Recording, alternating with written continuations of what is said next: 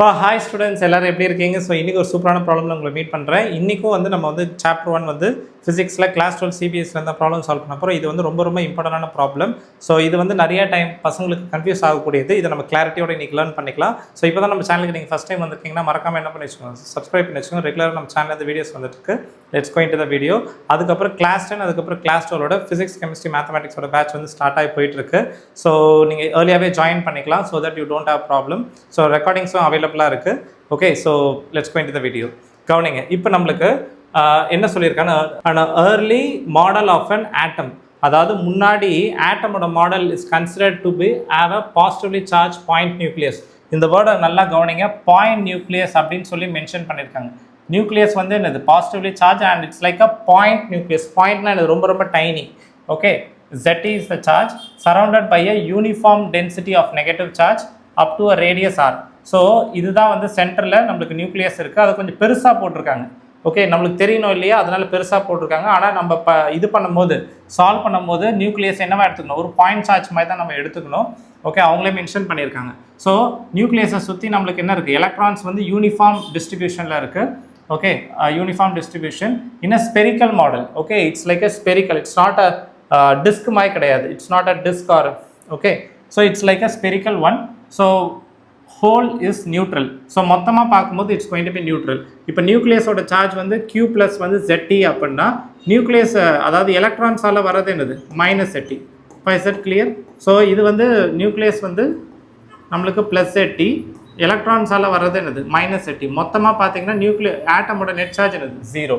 So for this model what is the electric field at a distance r from the nucleus? So what is the electric field at a distance r from the nucleus சொல்லி கேட்டிருக்காங்க. ஜென்ரலாக வந்து ஒரு structure, ஒரு spherical பாடி கொடுத்துட்டு field கண்டுபிடிங்க surrounding this spherically charge body அப்படின்னு கேட்டாங்கன்னா you need to find inside as well as outside. ஜென்ரலாகவே இது வந்து காமனான விஷயம். ஓகே, இப்போ நம்மளுக்கு வந்து நியூக்ளியஸ் வந்து சென்டரில் இருக்குது, சரௌண்டிங்கில் எலக்ட்ரான்ஸ் டிஸ்ட்ரிபியூஷன் ரேடியஸ் வந்து ஆர் வரைக்கும் டிஸ்ட்ரிபியூட் ஆகிருக்கு. ஓகே, இப்போ நம்ம 2 பாயிண்ட் சூஸ் பண்ணிக்க போகிறோம். ஒரு பாயிண்ட் வந்து inside the atom, that is point 1. அதே மாதிரி வெளியில் ஒரு பாயிண்ட் P எடுத்துக்கிறேன் which is 2. ஸோ 2 பாயிண்ட் சூஸ் பண்ணிக்க போகிறோம். 2 பாயிண்ட்லேயே we are going to find the electric field. So எப்படி கண்டுபிடிக்கிறது, நான் ஆல்ரெடி சொன்ன மாதிரி நம்ம இங்கே பண்ண அசம்ஷன் என்னது, கொஷின்லேயே கொடுத்துருந்தாங்க. இந்த nucleus is tiny, point charge, அந்த entire atom is going to be a neutral one. நம்மளுக்கு எலக்ட்ரிக் ஃபீல்டு கண்டுபிடிக்கணும். எப்பவுமே வந்து ஸ்பெரிக்கல் சார்ஜ் டிஸ்ட்ரிபியூஷன்ஸில் ஃபீல்டு எப்படி கண்டுபிடிப்போம் அப்படின்னு பார்த்தீங்கன்னா using Gauss law, using symmetry. Okay, சிமெட்ரினா இந்த இடத்துல நான் அந்த பாயிண்ட்டை சொல்லிடுறேன். சிமெட்ரி என்னன்னா நம்மளுக்கு ஒரு யூனிஃபார்ம் டிஸ்ட்ரிபியூஷன் இருக்கும்போது அப்படி எலக்ட்ரிக் ஃபீல்டு இதால் வருது அப்படின்னா எலக்ட்ரிக் ஃபீல்டு எப்பவுமே எப்படி இருக்கும், ரேடியலி அவுட்வேர்ட்ஸ், அதாவது அதோட சர்ஃபேஸ்க்கு பர்பண்டிகுலராக இருக்கும் 90 டிகிரின்றது நீங்கள் தெரிஞ்சுக்கணும். அதாவது நம்ம எலக்ட்ரிக் ஃபீல்டு வந்து கண்டுபிடிக்க போகிறோம். ஜென்ரலாக ஸ்பெரிக்கல் பாடிக்கு எப்பவுமே சிமெட்ரிக்கலி அவுட்வேர்டு பார்த்துருக்கும், தட் இஸ் சர்ஃபேஸுக்கு 90 டிகிரி அவுட் சைட் பார்த்துருக்கும் எவ்ரிவேர். ஓகே, இது பேர் சிமெட்ரி. இந்த சிமெட்ரி அரேஞ்ச்மெண்ட்டை வச்சு நம்மளால் என்ன பண்ண முடியும், காஸ்லா யூஸ் பண்ணி நம்மளால் ஃபீல்டு கண்டுபிடிக்கும். சிமெட்ரி இல்லைனா பண்ண முடியாது. ரேண்டம் ஷேப் கொடுத்து காஸ்லா வச்சு ஃபீல்டு கண்டுபிடிங்கன்னா இட்ஸ் வெரி டிஃபிகல்ட். பட் ஆனால் இங்கே சிமெட்ரி இருக்குது because it's spherical one. So field எப்பவுமே நம்மளுக்கு சர்ஃபேஸ்க்கு பர்பண்டிகுலராக இருக்க போகுது. அப்படி இருந்துச்சுன்னா is that clear? Yes. So இப்போ யூசிங் காஸ்லாம் நம்மளுக்கு ஃபார்முலா தெரியும். க்ளோஸ்டு சர்ஃபேஸ், ஒரு ஸ்பெரிக்கல் சர்ஃபேஸ்ன்றது close surface, E vector dot ds vector charge inside the Gaussian surface divided by epsilon naught. So dot product எடுத்திங்கன்னா என்ன வரும், EdS cos θ. ஸோ இது வந்து நம்மளுக்கு ஜென்ரலான ஃபார்முலா. ஓகே, இப்போ நம்ம என்ன பண்ணலாம், first field outside the surface கண்டுபிடிச்சிட்டு அதுக்கப்புறம் ஃபீல்டு இன்சைட் த சர்ஃபேஸ் நம்ம கண்டுபிடிக்கலாம். So outside the surface அப்படின்னு பார்க்கும்போது ஸோ இதுதான் நடுவில் நியூக்ளியஸ், பாயிண்ட் சார்ஜ்மாக எடுக்கணும்னு சொல்லியிருந்தேன்னா இது சென்டர். ஸோ அவுட் சைடில் நான் ஃபீல்டு கண்டுபிடிக்க போகிறேன். எங்கே, பாயிண்ட் 2ல் கண்டுபிடிக்க போகிறேன். ஃபீல்டு அவுட் சைட் கண்டுபிடிச்சிடலாம் first, outside the atom. So நான் உங்களுக்கு ஆல்ரெடி சொன்ன மாதிரி அதாவது காஸில் அப்ளை பண்ணோன்னா காஷியன் சர்ஃபேஸ் நம்ம ட்ரா பண்ணணும். ஸோ நல்லா கவனிங்க, ரொம்ப இம்பார்ட்டன்ட். இப்போ இந்த பாயிண்ட் 2ல் நான் என்ன பண்ண போகிறேன், ஃபீல்டு கண்டுபிடிக்க போகிறேன். அப்போது அந்த ஃபீல்டோட அந்த பாயிண்ட்டை இன்க்ளூட் பண்ணி நான் ஒரு என்ன சர்ஃபேஸ் ட்ரா பண்ணியிருக்கேன், டேஷ் லைன்ஸ் போட்டிருக்கேன்னா இந்த dash lines is nothing but what, ஒரு Gaussian surface, closed surface. Closed சர்ஃபேஸ்னால் ஒரு ஃபுட்பால் எப்படி இருக்கும், ஃபுட்பால் ஃபுல்லாக க்ளோஸ்டாக இருந்துச்சுன்னா ஓகே, ஒரு புது ஃபுட்பால் வந்து it's a good example for a close surface. So இந்த பாயிண்ட்டை இன்க்ளூட் பண்ணி நான் காஷியன் சர்ஃபேஸ் ட்ரா பண்ணியிருக்கேன் which is spherical one. So சென்டரில் இருந்து எவ்வளோ ரேடியஸ் அப்படின்னா என்னோட காஷியன் சர்ஃபேஸோட ரேடியஸ் வந்து it's going to be R. Is that clear? So at the same time இந்த சார்ஜோட ரேடியஸ் வந்து நியூக்ளியஸ் தட் இஸ் எலக்ட்ரான் இருக்கிற வரைக்கும் இருக்கிறது வந்து it's going to be capital R. அதையும் மறந்துடாதீங்க.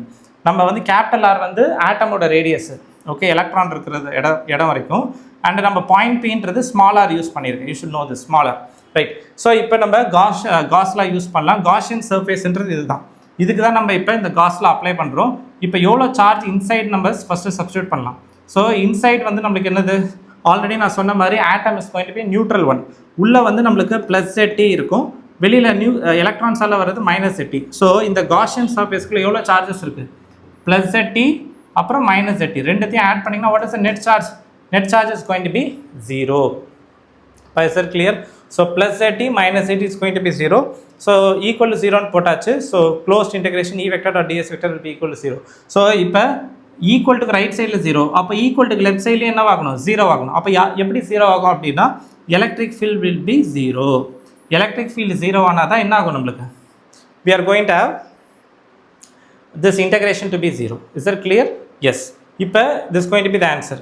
இப்போ லாஸ்ட்டாக திரும்ப ரிப்பீட் பண்ணுறேன். ஈக்குவல் டு ரைட் சைடில் 0, அப்போ ஈக்குவல் டு லெஃப்ட் சைடில் 0 ஆகணும்னா இந்த இன்டகிரேஷனில் இருக்கக்கூடிய எலக்ட்ரிக் ஃபீல்டு என்ன ஆகணும், 0 ஆகணும். Is that okay? ஸோ அதனால் it's going to be 0, right?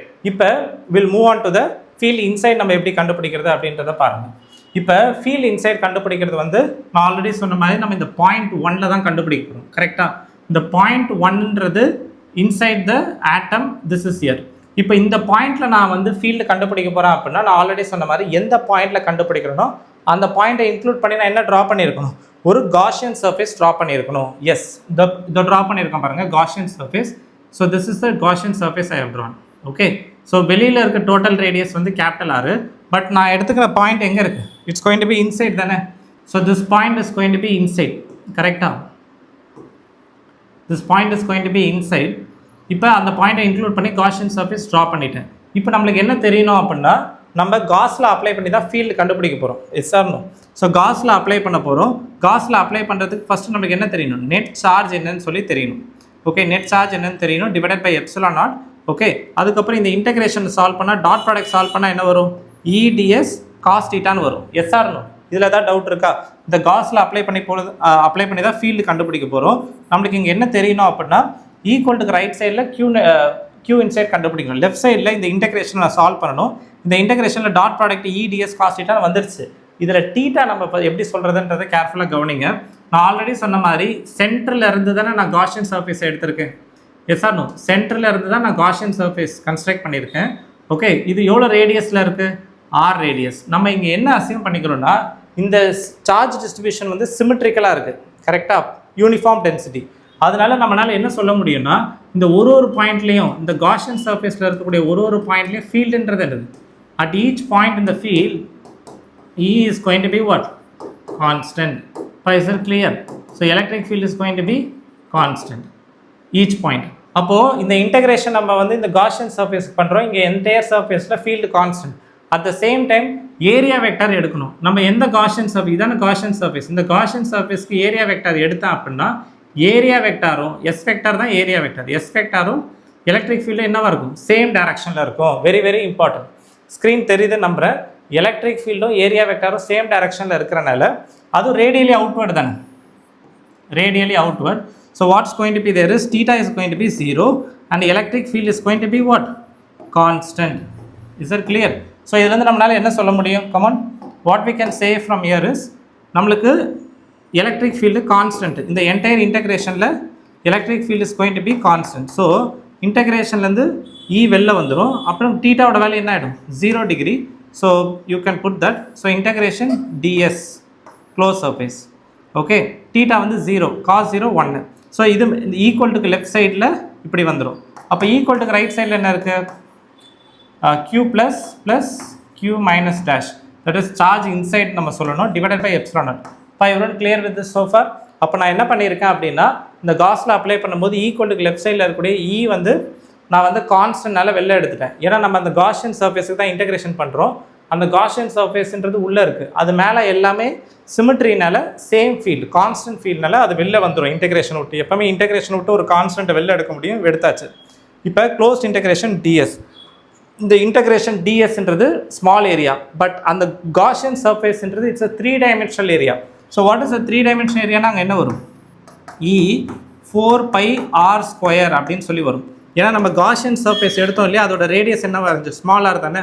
அப்போ அது spherical surface 4πr² is the surface area. So closed integration பண்ணால் 4πr² area vector will get area. So இப்போ நம்ம ஒரே ஒரு வேலை மட்டும்தான் இருக்குது, q + q - dash என்னன்றது சொல்லணும். ஓகே, அப்படி பண்ணால் நம்ம எலக்ட்ரிக் ஃபீல்ட் கண்டுபிடிச்சிடலாம். ஸோ இதை எப்படி கண்டுபிடிக்கிறது? That's what the important point we are going to do next. கவனிங்க.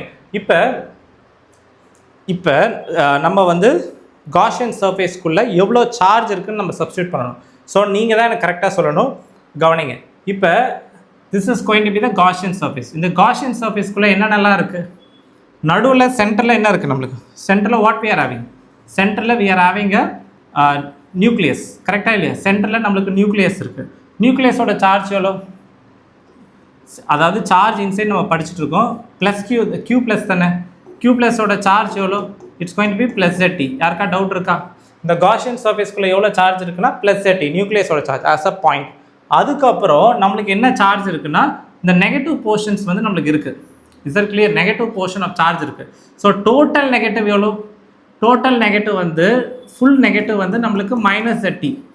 ஆனால் இந்த ரீஜனில் இருக்கக்கூடிய நெகட்டிவ் மட்டும்தான் எனக்கு வேணும். நான் சொல்கிறது புரியுதா? இந்த ரீஜனுக்குள்ளே இருக்க நெகட்டிவ் மட்டும் தான் வேணும். தட் இஸ் q - dash தான் எனக்கு வேணும். அதை எப்படி கண்டுபிடிக்கிறது? நான் சொல்கிறது புரியுதா? மொத்த நெகட்டிவ் -ZT, ஆனால் எனக்கு உள்ளே இருக்கக்கூடிய இந்த காஷியன் சர்ஃபேஸில் இருக்கக்கூடிய நெகட்டிவ் மட்டும் சொல்லணும் நான். அப்போ அந்த q - dash. So q + q - dash நம்ம சொன்னோம்னா we will get the total charge, net charge inside it. So எப்படி சொல்லணும் அப்படின்னா நல்லா கவனிங்க. I have written here, this is a ஸ்டாண்டர்டான டெக்னிக். ஸோ நான் சொன்னேன் பாருங்கள், q - dash எப்படி கண்டுபிடிக்கணும் அப்படின்னா you need to use this method. It's a very very standard method. Total charge எவ்வளோ நெகட்டிவ் இருக்கிறது? q - தான் டோட்டல் சார்ஜ் இருக்கிறது. கரெக்டாக? Into v'/v. இதுக்கு என்ன அர்த்தம்னா அதாவது டோட்டல் வால்யூம் எவ்வளோ நெகட்டிவ் இருக்கிறது? அந்த வால்யூம் வந்து v'-ன்றது அந்த உள்ளே இருக்கக்கூடிய வால்யூம்.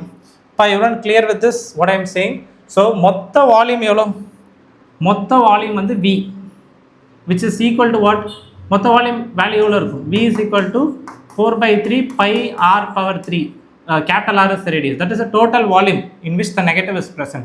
ஆனால் நம்மளுக்கு இதுக்குள்ளே இருக்கக்கூடிய வால்யூம் தான் வேணும். அதோட ரேடியஸ் எவ்வளோ? r தானே. ஸோ அதோட v' அப்போ என்ன இருக்கும்? 4/3πr⁴. கரெக்டாக? ஸோ அப்படி பார்க்கும்போது நம்மளுக்கு இப்போ என்ன வரப்போகுது? கமான். ஸோ வெளியில் இருக்கிறது டோட்டல் நெகட்டிவ் சார்ஜ் இருக்கக்கூடிய வால்யூம் வந்து 4/3πr⁴. இது வந்து அந்த காஷியன் சர்ஃபேஸ் இருக்கக்கூடிய வால்யூம் வந்து 4/3πr⁴. So we can call that as what? fraction of volume. So this is a fraction of volume. ஏன்னா இது டோட்டல் வால்யூம், அதில் எவ்வளோ இருக்கோ அது வந்து fraction of a volume. So we will get fraction here. q மைனஸ்ன்றது -ZT. கரெக்டாக? q மைனஸ்ன்றது -ZT. So நீங்கள் substitute பண்ணலாம். எப்படி சப்ஸ்டியூட் பண்ணுறது? this going to be +ZT. இதுக்கு என்ன வரப்போகுது?